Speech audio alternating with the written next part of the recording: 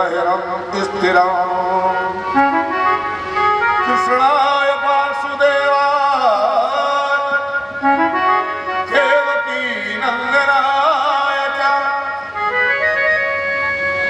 कृष्णाय वासुदेवाय देवकी नंदनाय च हे नंद गोप कुमाराय गोविंदाय नमो नमः।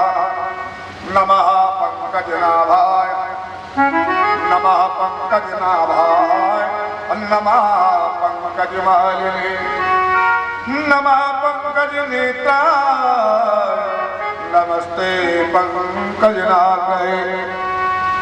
हे कमल नयन, इस कठोर ज्वाला वाले ब्रह्मस्त्र से अरे आप इस उत्तरा के गर्भ में सुकुमार शिशु की रक्षा करो, रक्षा करो, रक्षा करो। जैसे रक्षा आपने द्रौपदी की सभा में लाज बचाने के लिए कर दी थी, जैसे तुमने अपने भक्त प्रहलाद को बचाने के लिए और खम्बा में से प्रकट होकर के रक्षा कर दी थी। आहा मेरे प्रभु, मेरे कृष्ण, और इस उत्तरा के गर्भ की रक्षा करो इस तरह से। और प्रार्थना करती है कुंती की प्रार्थना सुनकर के श्री कृष्ण सभा में मौजूद थे, पास में, महलों में नहीं थे, वो सभा में थे। ये उत्तरा पर संकट आया उसके निवास में, और श्री कृष्ण ने देखा कुंती को रोते हुए और पुकारते हुए, बड़े दयालु भगवान भक्तों की पुकार सुनकर के द्रवित हो जाते, उन्हें देर नहीं लगती, तुरंत प्रकट होते हैं। और वो तुरंत ही अब क्या करें, क्योंकि ये ब्रह्मस्त्र उत्तरा के गर्भ में प्रवेश कर गया, कैसे बचाएं? तो भगवान ने तुरंत एक अंगूठे के बराबर अपने स्वरूप को बनाया, और अपने स्वरूप को अंगूठे बराबर बनाकर उत्तरा के गर्भ में प्रवेश कर गए, और गर्भ में प्रवेश कर गए और ब्रह्मस्त्र को जाकर के अपने सुदर्शन चक्र की शक्ति के माध्यम से और ठंडा किया, परंतु शिशु तो मर चुका था। श्री कृष्ण ने अपनी उस ब्रह्म शक्ति से और बालक को गर्भ में जीवित किया, प्राणदान दिया, उस बालक को प्राणदान दिया। और जैसे ही बालक को चेतना आई, एक मां के पेट में दो लोग हैं, एक परब्रह्म और एक उसका बालक। ऐसा धरती पर कोई भक्त पैदा नहीं हुआ जिसको भगवान का दर्शन मां के गर्भ में, मां के पेट के अंदर हो गया हो। मां के पेट के अंदर, मां के गर्भ में वह बालक भगवान का दर्शन करता है। कैसा सुंदर स्वरूप है वो छोटा सा रूप है और कितना सुंदर है।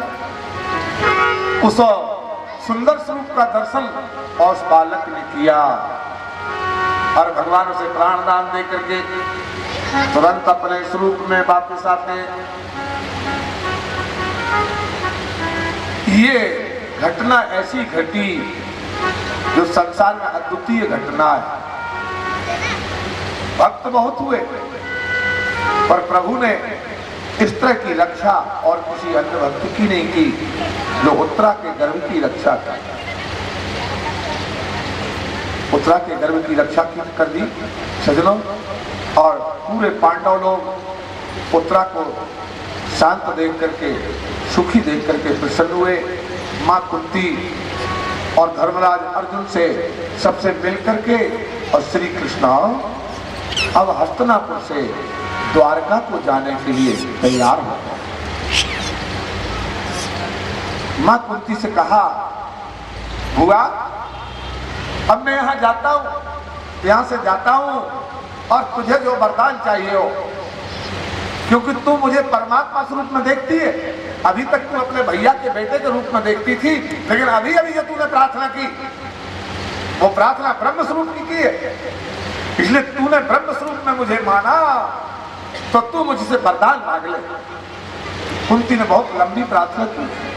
कुंती की स्तुति के मात्र हमने आपको 2-4 श्लोक सुनाए। कुंती की प्रार्थना के श्लोक श्रीमद् भागवत में और 21 श्लोक है। इसलिए कृष्ण ने कहा तुम मुझसे वरदान मांग लो। कुंती कहती है वरदान देना चाहते हो कृष्ण? हस्तिनापुर जा रहे हो? हाँ बुआ, जो वरदान मांगना हो तुम मांग लो। तो कुंती ने कहा बस वरदान में देना है तो मेरे ऊपर जैसे संकट आते रहे हैं, जैसी मुसीबतें आती रही हैं, मेरे जीवन में मुसीबतें आती रहे। कृष्ण कहने लगे बुआ अरे तूने क्या मांगा? क्या तू अभी तक मुसीबतों से विपत्तियों से तेरा पेट नहीं भरा? इतनी विपत्ति है तूने सही है और इतनी विपत्तियों के बाद फिर विपत्ति मांग रही है, फिर तू और मुसीबत मांग रही है, क्या तेरी बुद्धि काम नहीं कर रही? कुंती ने कहा कृष्ण मैंने अनुभव किया है जब जब सुखी रहती हूं तब तक तुम्हारी याद नहीं आती और जब मैं दुखी हो जाती हूं तो मेरे कृष्ण मुझे तेरी याद आती है और जब तेरी याद आती है तो तू सामने होता है और जब तू सामने होता है तो उससे बड़ा सुख संसार में कोई दूसरा नहीं होता। इसलिए मुसीबत आती रहे और तुम मेरे सामने आते रहो कृष्ण, इससे बड़ा सुख और कुछ नहीं है। मेरी बुद्धि पूरी तरह ठीक है। भगवान श्री कृष्ण कुंती की भावना को हृदय में सराहना करते हुए और वरदान देते हैं और सज्जनों चलने की तैयारी करते हैं। थोड़े चलते हैं सब पांडवों से विदा लेकर के, पर कृष्ण को एक याद आई, इसलिए कृष्ण तुरंत वापस निकल नहीं पाए, लौट पड़ते हैं। जैसे घर से कोई निकल रहा हो ना, किसी सामान की याद आ जा, अरे मेरे साथ अभी वो सामान नहीं, तुरंत पीछे को मुड़े। सुभद्रा को लगा मेरा भैया है इसलिए मुझसे मिलने के लिए लौट पड़ा। अर्जुन को लगा मेरे सखा है, कुंती को लगा मेरा भतीजा है, धर्मराज को लगा मेरे सहायता करने वाले हैं। सब लोग कृष्ण के लौटते ही अलग अलग अनुभव लगा रहे हैं, परंतु कृष्ण किस लिए लौटे? कृष्ण इसलिए लौटे कि कृष्ण को याद आ गई एक भक्त की। वो कौन भक्त है? महाभारत युद्ध तो समाप्त हो, भीम के द्वारा दुर्योधन को मारे जाने के बाद समाप्त हो चुका, और भगवान को याद आई उनके परम भक्त भीष्म पिता की। युद्ध तो समाप्त हो चुका पर मेरा भक्त और बाणों से विधा हुआ, बाणों की सैया पर पड़ा और मेरे कारण ही ये भीष्म की हालत हुई है। इसलिए ऐसे भक्त को जाकर के दर्शन दो। इसलिए श्री कृष्ण लौटे किसके पीछे? अपने भक्त भीष्म के पीछे। दुनिया में भक्त बहुत हुए जो भगवान को ढूंढते रहते हैं, जो भगवान को खोजते हैं, पर भीष्म पिता ऐसे भक्त हैं कि जिनकी याद करके और भगवान उनके पास उनको ढूंढते हुए जाते हैं। धन्य है ऐसे भक्तों को, धन्य है ऐसे प्रभु को जो अपने भक्तों की इतनी याद करते, इतना ख्याल करते हैं। बोलिए भक्त वत्सल भगवान की जय।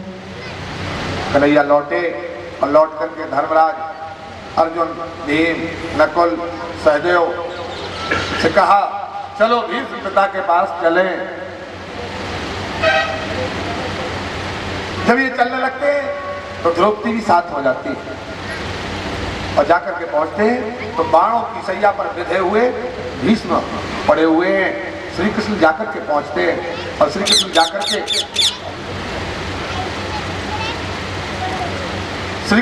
के पहुंचते हैं और जैसे ही चरणों की तरफ खड़े होकर के भीष्म पिता की ओर देखते हैं, भीष्म पिता की नजर श्री कृष्ण पर पड़ी। आहा, हृदय गदगद हो गया। भगवान के विप्रसेरथे सदा सातेरोत तमलपा वीरये विगुहवे। सजना ऐसे परम भक्त वत्सल भगवान भीष्म के पास पहुंचते हैं। भगवान के पहुंचते ही भीष्म पिता के पास नारद, धौम, व्यास, भरद्वाज अपने शिष्यों के साथ, वशिष्ठ, इंद्रप्रमाद गृहस्थमद, असित, कुक्षिवान, गौतम, अत्रि, विश्वामित्र, सुदर्शन, बहुत सारे संतों वहां भगवान के और भीष्म पिता के दर्शन करने के लिए जाकर के बहुत संत पहुंचते हैं। भगवान श्री कृष्ण का दर्शन करते हैं और भगवान को प्रणाम करते हैं। कैसे? हृदय से और वाणी से। भीष्म पिता ने कहा, कृष्ण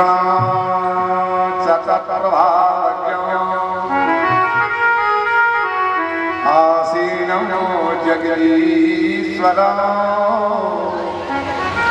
हृदयस्थं पूजयामास, हृदयस्थं पूजयामास मायोपात विग्रहम्। हे आनंद कृष्ण श्री कृष्ण चंद्र, मैं आपका पूजन किस तरह से करूं? मेरा शरीर बाणों से विदा है, परंतु हृदयामास, मैं अपने हृदय से आपका पूजन वाणी के माध्यम से हृदय से करता हूं। क्यों? आहा, आप इतने परम दयालु हैं। अहो कष्ट महो अनुन्याय अहयतूय धर्मनंदना जीवितं नारहस्तं क्लिष्टं विप्रधर्माच्युताश्रिया। आप वही कृष्ण हो जो युधिष्ठिर की रक्षा करने के लिए, पांडवों की रक्षा करने के लिए, जिनके सारथी बनकर के रथ पर बैठे रहे हो, और मैंने तुम्हें अपने धनुष पर बाण चढ़ा करके और तुम्हारे शरीर को छेद दिया और तुम्हारा शरीर छिदा और तुम्हारे शरीर से रक्त का संचार हुआ तुम्हारे पीतांबर पर। अरे रक्त की बूंदें जैसे केसर लग गई हो ऐसी झलक पड़ी। जब अर्जुन को बचते नहीं देखा तुमने, तो अपने भक्त की रक्षा करने के लिए और तुम रथ से नीचे कूद पड़े और कूद करके तुम्हारा पीतांबर कहीं गिर रहा है और तुम आवेश में दौड़ पड़े और श्री कृष्ण तुमने मुझे मारने के लिए वो रथ का पहिया भी उठाया। भक्त वत्सल, मैंने तुम्हें इतना कष्ट दिया, तुमने मेरी प्रतिज्ञा को रखा पर तुमने अपनी प्रतिज्ञा तोड़ी। मेरी प्रतिज्ञा का पालन किया। तुमने प्रतिज्ञा की थी कि मैं महाभारत युद्ध में अस्त्र हाथ में नहीं उठाऊंगा, और मैंने प्रतिज्ञा की थी कि मैं गंगा पुत्र, मैं शांतनु पुत्र ना कहूं, जो श्री कृष्ण के हाथ में हथियार ना कहूं। तुमने मेरी प्रतिज्ञा रखी और अपनी प्रतिज्ञा को तोड़ा। मैं ऐसा दुष्ट जो तुम्हारे शरीर को बाणों से भेद दिया, और अंत समय में तुम मुझे दर्शन देने को चले आए। तुमसे बड़ा दयालु इस दुनिया में कौन होगा? तुमसे बड़ा कृपालु श्री कृष्ण संसार में कोई दूसरा नहीं, जो अपने शत्रु को ही और अंत समय में दर्शन देने को चला। इसलिए कृष्ण, हम और आपसे क्या कहें, इस दुष्ट को दर्शन देने के लिए पधारे हो, बड़ी कृपा की। श्री कृष्ण ने कहा, पितामह, अकेला दर्शन नहीं, तुम्हारे परिवार के ये बालक, ये युधिष्ठिर वगैरह अब राज करने को तैयार नहीं है। युधिष्ठिर ने कहा था, महाराज ऐसे पाप से भरे हुए राज्य को मैं क्या करूं? कृष्ण ने बहुत समझाया था, पर युधिष्ठिर राज ग्रहण करने को तैयार नहीं थे। श्री कृष्ण ने कहा, आप ज्ञान देकर के इनको समझाओ। तब भीष्म पिता ने श्री कृष्ण के समक्ष युधिष्ठिर को ज्ञान दिया, युधिष्ठिर को उपदेश दिया। जो उपदेश दिया वो महाभारत ग्रंथ में शांति पर्व में 1000 श्लोकों में भरा हुआ। इसलिए उस सारे ज्ञान को हम आपके बीच में श्रवण नहीं करा पाएंगे। भीष्म पिता ने युधिष्ठिर को जो समझाइश दी, हाँ, वर्तमान में और कवि हुए हैं जो उन कवियों में आप लोग पढ़े लिखे हैं, रामधारी सिंह दिनकर का नाम सुना होगा। रामधारी सिंह दिनकर जी ने 4 पंक्तियों में और भीष्म पिता की शिक्षा का सार लिखा। उन्होंने कहा, युधिष्ठिर से धर्मराज संन्यास खोजना, धर्मराज संन्यास खोजना कायरता है मन की। युधिष्ठिर, तुम राज नहीं कर रहे हो, तुम सन्यासी बनना चाहते हो। धर्मराज संन्यास खोजना कायरता है मन की। तो बोले और बोले, है सच्चा मनजत्तो, है सच्चा मनजत्तो, बुद्धियां सुलझाए जीवन की। अरे सच्चा सूर और सच्चा मानव तो धर्मराज वो है जो जीवन में आने वाली बुद्धियों को, आने वाली परेशानियों को और सुलझाता हुआ और अपनी मंजिल की ओर जाए। इसलिए तुम इस राज को करो, न्यायपूर्वक राज को करो, न्यायपूर्वक। धर्मराज, तुम राज को संभालो, तुम्हारे राज में अन्याय नहीं होना चाहिए, तुम्हारे राज में किसी को कष्ट नहीं होना चाहिए, और साथ में तुम्हारे राज में अन्याय कहीं होता हो तो जाकर के बलपूर्वक रोकना। और अगर तुम नहीं रोक सको, तुम अक्षम हो, तुम्हारी ताकत वहां काम नहीं कर रही है, तो धर्मराज ऐसे स्थान पर रुकना मत, तुरंत वहां से चले जाना। तुम अपनी आंखों से अन्याय को मत देखना। इस तरह से भीष्म पितामह उपदेश दे रहे हैं पांडवों को। द्रौपदी खड़ी है, द्रौपदी साथ में खड़ी है। भीष्म पिता की ये बातें सुन करके द्रौपदी हंसने लगी। बड़ा उपदेश दे रहे हैं दादाजी, अन्याय नहीं होना चाहिए, अन्याय हो रहा हो तो रोकना चाहिए, ना रोक सको तो भाग जाना चाहिए। द्रौपदी हंसने लगी, बड़ा उपदेश दे रहे। भीष्म पिता को हंसने की आवाज, इसका ध्यान नहीं है कहीं दूसरी जगह। भीष्म पिता को हंसने की आवाज द्रौपदी की और कान में सुनाई पड़ी। हंसने